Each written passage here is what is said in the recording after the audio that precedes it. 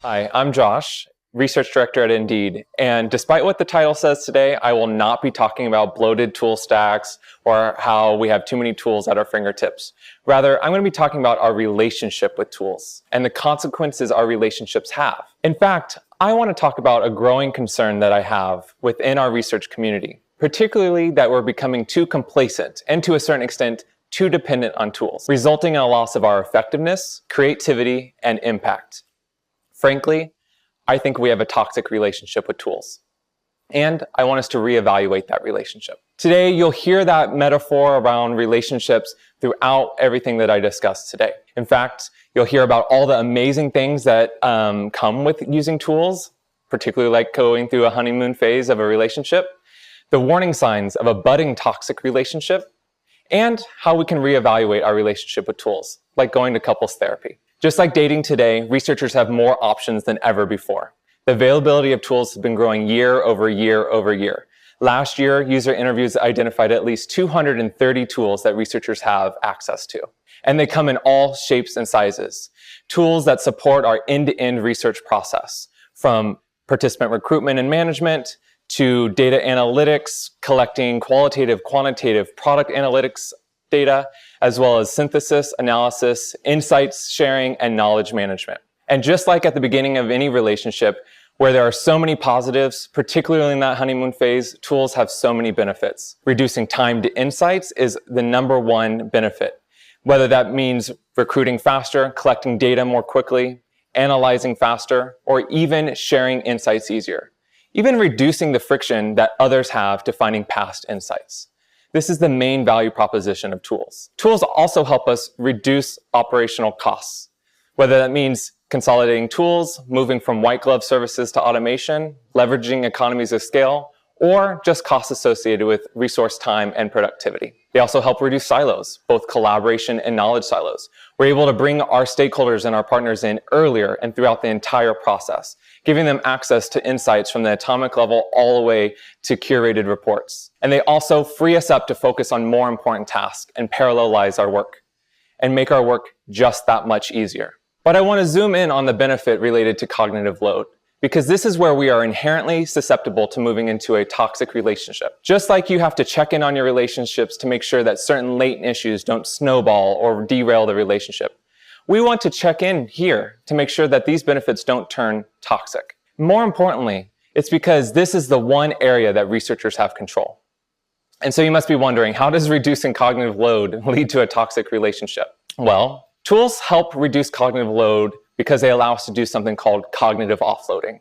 Cognitive offloading is essentially using our environment, others in our environment, and tools to externalize those cognitive processes and reduce the mental requirements to do a particular task. Humans do this because we're governed by the law of less work. The law of less work states that if we have more than one path to a particular end, humans will always go towards the path that has the least amount of friction, particularly less physical or mental work. And we do this by choosing a cost-benefit analysis, either implicitly or explicitly. Benefits like increased efficiency or reduced cognitive load tend to outweigh the costs associated with using tools. So humans are inherently incentivized to use tools. It's not that we're lazy, but we're highly efficient. If you're in the US or Canada, you know that we're always doing math in our head. We're calculating tips all the time. We're adding taxes to the sale price. We always are doing mental math. And these are relatively simple mathematical calculations, but so many factors make it difficult. Whether that's social pressure, time pressure, trying to multitask, a lot of loud noise in your environment, it makes math kind of hard. So according to the laws of less work, it makes so much sense to pull out your phone and use a simple calculator. But I would argue we wouldn't want to use this simple calculator for everything. There's a reason mathematicians use paper.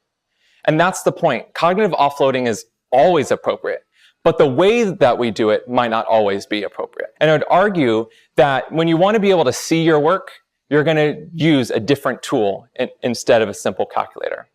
And this answer of which tool to use always comes from the trade-offs or the costs associated with that tool use. And the reason that cognitive offloading is a recipe for a toxic relationship is because we inherently allocate less attention to that task and reallocate it somewhere else. Furthermore, To optimize the benefits and minimize the risks, we use heuristics and templates to unlock that additional efficiency. And this process runs us the risk of going into autopilot mode, where we make a lot of assumptions.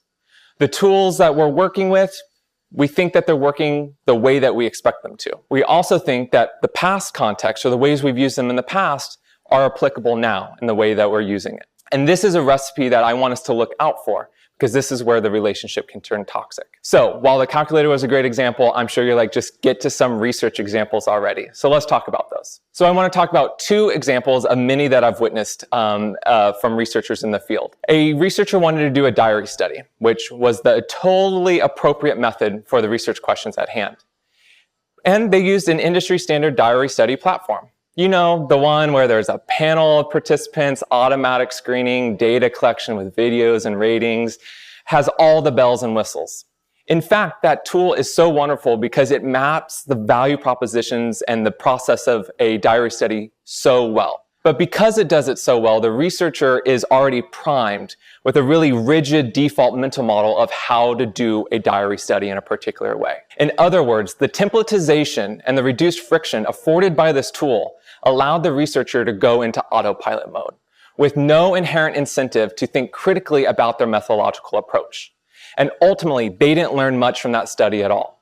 And it was because the particular questions at hand needed some creative thought into how they might collect the data. In contrast to how I've done diary studies in the past, where I get into my participant mental mind palace and I think about every variable, every piece of that participant's life as they go through their daily tasks. That allows us to curate the task for the participant needed and collect the right amount of data. With this templated experience and the lack of maybe doing diary studies generally without the tool, researchers are inherently disincentivized to engage in this type of critical thinking and creativity. Let's talk about another example. Platforms that use automatic recruiting also disincentivize us to think critically about the factors that influence participant selection, particularly folks that are new to the field who have never done participant recruitment outside of a tool and maybe have less exposure to those important variables that are often learned through experience. That prevents them from optimally recruiting participants. Imagine always using the same screener questions over and over and over again. If anything, the consequence of an automatic recruitment tool is that we've also lost the human connection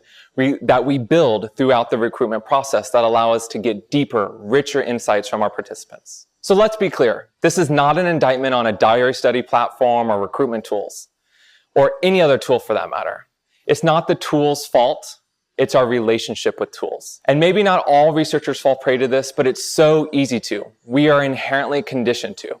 So let's reevaluate our relationship with tools. So just like healthy relationships who ebb and flow and require flexibility, support, compromises, not neglect or codependence, tools should scaffold and not replace. In order to prevent a toxic relationship, which is often characterized by overdependence and blind faith, we have to continuously check in. Let's take a relationship assessment.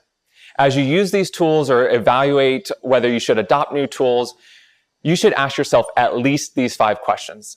And you should do this for every tool in your toolbox. First, can I do this task without a tool? Or rather, do I know how? Or maybe even, do I need to? Let's take an example of a tool with automatic affinity mapping. Ask yourself, do I know what an affinity map is? Have I ever done one outside of the tool?